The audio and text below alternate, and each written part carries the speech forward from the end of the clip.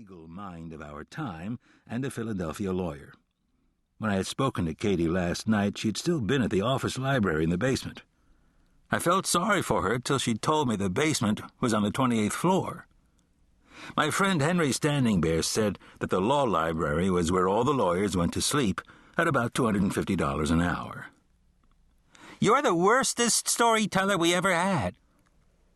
I looked down at another would-be literary critic who had been silent up till now and wondered if maybe I had made a mistake with Briar Rose. Cady had loved the story dearly at an earlier age, but the current enrollment appeared to be a little sophisticated for the material. "My daddy hides his medicine whenever anybody knocks on our door."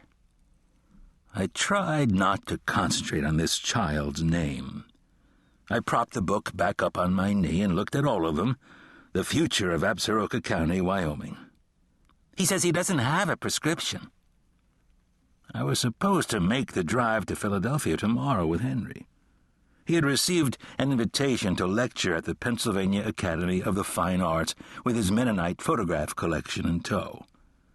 I thought it would be an opportunity to visit my daughter and meet the lawyer who was the latest of her conquests. The relationship had lasted about 4 months, a personal record for her, so I decided that it was time I met the prospective son-in-law. "His medicine makes him fall down." Henry was planning on driving Lola. I had tried to talk him into flying, but it had been a while since he had driven across the country, and he said he wanted to check things out. The real reason was he wanted to make an entrance with the powder blue 1959 Thunderbird convertible. The bear was big on entrances. "He smokes his medicine." We were going for only a week, but Cady was very excited about introducing us to Devin Conliffe, who sounded like a character from the Philadelphia story. I had warned her that lawyers shouldn't marry other lawyers, that it only led to imbecile paralegals. "My mommy says the only thing his medicine does is keep him from getting a job."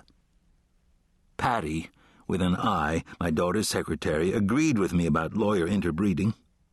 We had talked about the relationship, and I could just make out a little reservation in Patty's voice when she mentioned him. "He's my third daddy."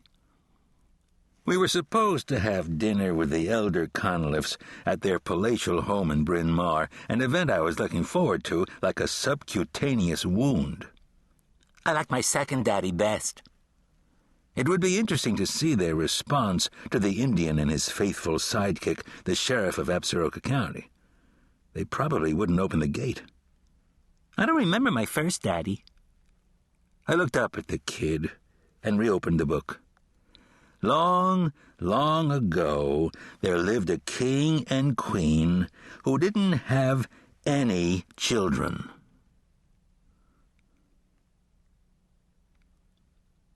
Dorothy Caldwell turned toward the patties on the griddle behind her, lifted the press, and turned them. "What did you read?" I pulled Cady's personal copy from the stool beside me and set it on the counter. Grimm's Fairy Tales, Briar Rose, Sleeping Beauty before Hollywood got hold of it. She gave me a sideways look and then leaned over to glance at the love-worn cover. "Kindergarten?" She shrugged a shoulder as she placed the meat press aside. "Kids have gotten a little jaded since Cady's generation, Walter." I set my glass down. "Well, I don't have to do it again until after the election." She slipped the hamburger, lettuce, tomato, and bacon onto a toasted bun and slid the plate toward me. "The usual?" She nodded at the old joke, sipped at her own tea, and peeked at me over the rim. "I hear Kyle Straub is going to run." I nodded and put mayonnaise on my burger, a practice she hated.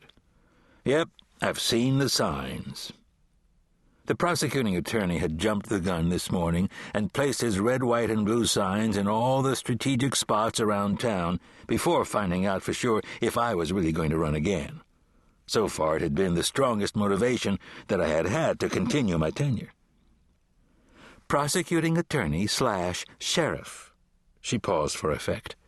"Kind of gives you an indication as to what his administration would be like." I thought about my original plan to run for sheriff, put in half a term, and then hand the reins over to Vic, allowing her to prove herself for 2 years before having to face a general election. I chewed a chunk of burger. You think Vic would make a